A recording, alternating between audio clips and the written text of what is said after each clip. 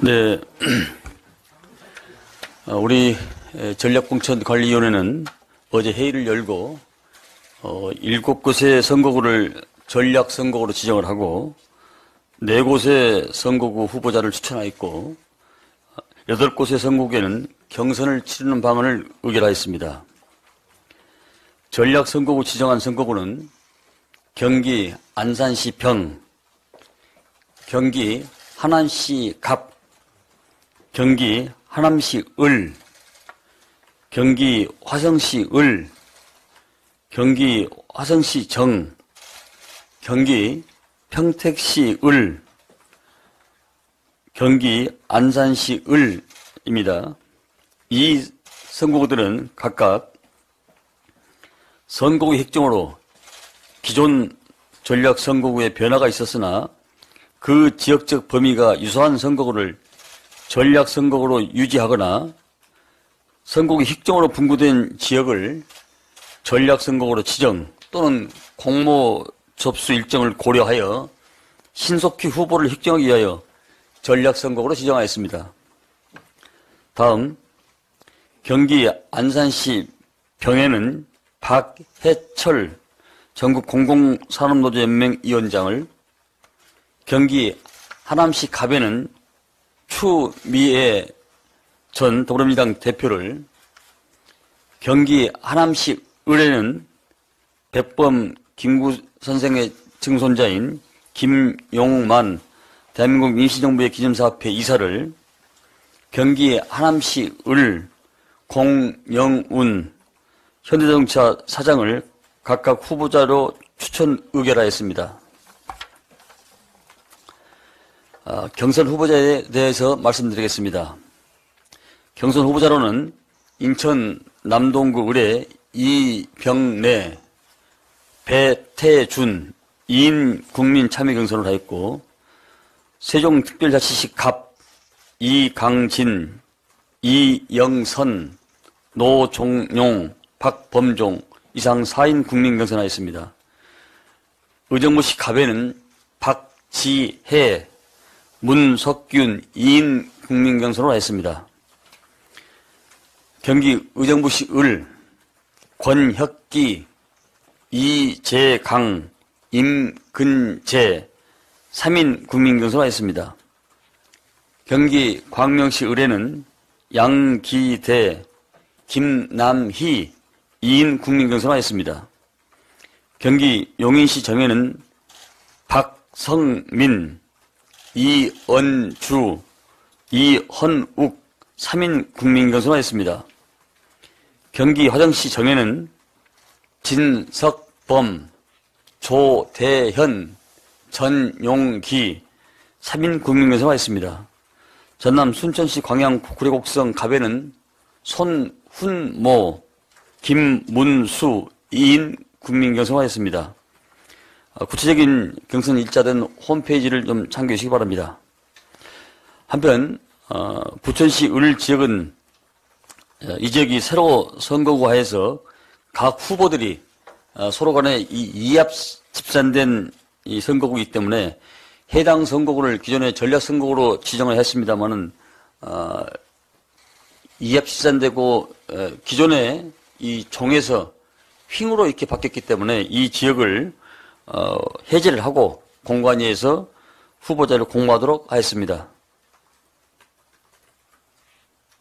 네, 이상 어제 우리 전략공관위에서 의결한 내용을 말씀드렸습니다.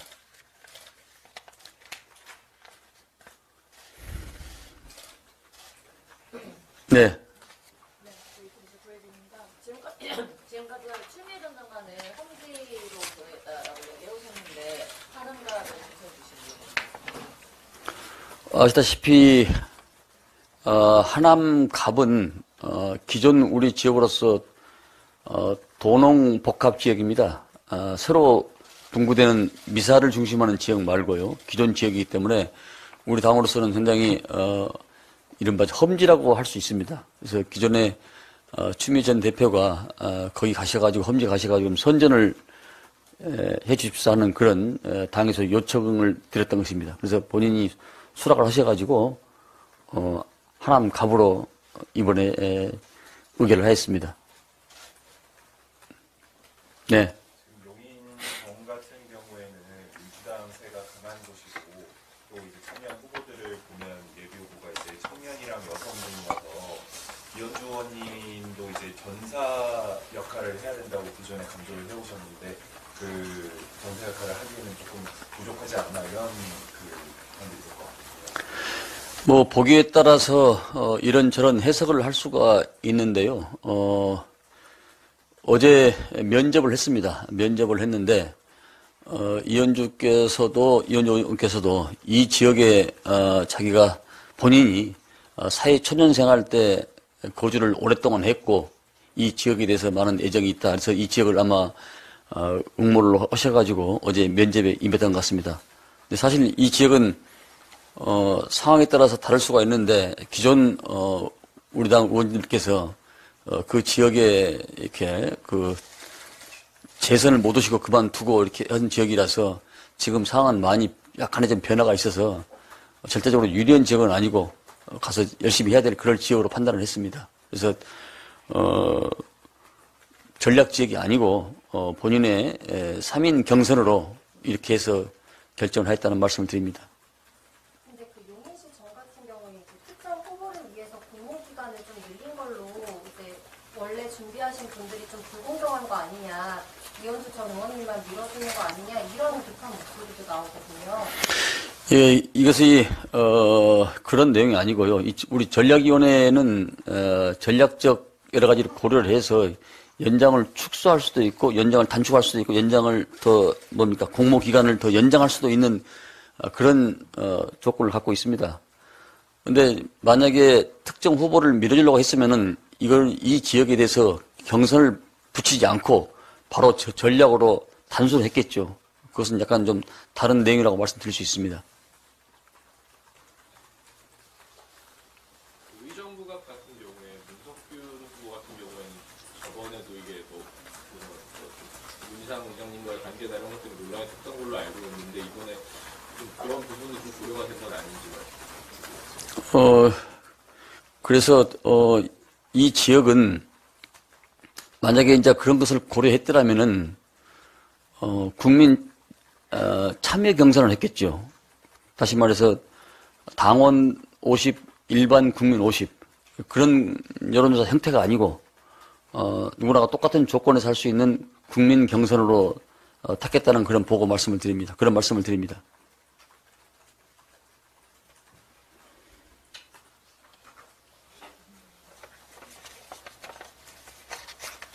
윤성석 전 실장 같은 경우에는 제보해달라고 이제 말을 했는데 다른 지역 배치도 좀 고려를 하고 계시는 건가요?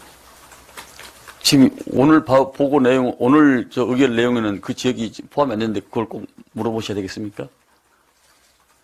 그 부분에 있어서는, 이제, 지도부와 또 공관위와 또 전략, 공천관리위원회가 여러 가지 협의를 해서 결정할 사항이지 전략공관이 단독으로는 협의할 사항이 아니라고 판단합니다.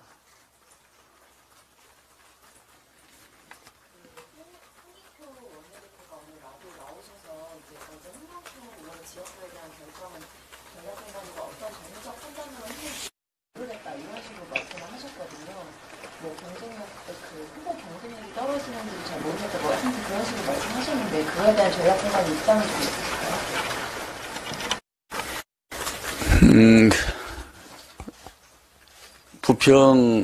부평을이죠. 부평을은 여러 가지 지역 사정과 당의 여러 가지 이 측면을 고려해서 그런 판단과 결정을 내렸다고 제가 말씀드릴 수 있을 것 같습니다. 구체적으로 여쭈면 자, 아니, 잠깐만 계속 질문하지 마시고 다른 분들 질문해 주시고 제가 한 번만 받겠습니다. 네, 말씀하십시오. 그 홍영표 원내대표 오늘 하신 말씀 중에 그런 말씀도 있거든요. 홍영표 의원님이 당선만 조치에 해당하지 않겠다 이런 의사를 전해와서 모두 이제 공관의 집에 전달됐었다 이런 말씀을 했었거든요. 그래서 그런데도 불구하고 이제 전략으로 지정하신 부분에 대해서 또 추가로 다시 그 점은 제가 동일하게 지금 질문 내용이 뭐 똑같은 내용이라서 제가 전에 했던 답으로 대신하겠습니다. 여러 가지 측면을 고려했다는 게 여러 가지 측면이 좀 구체적으로 뭔지.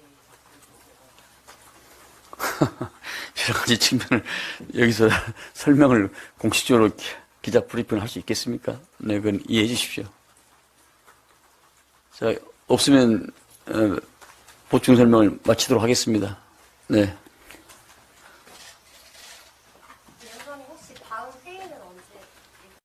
내일은 빠르면 오늘 밤이나 내일 중으로 해서 이제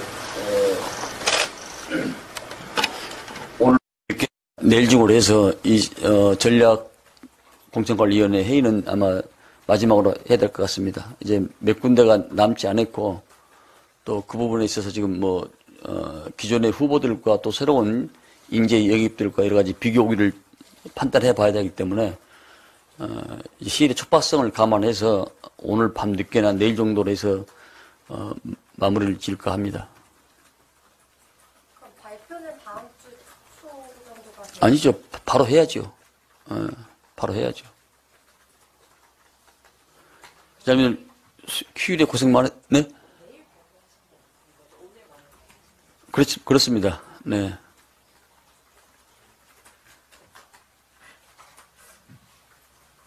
네.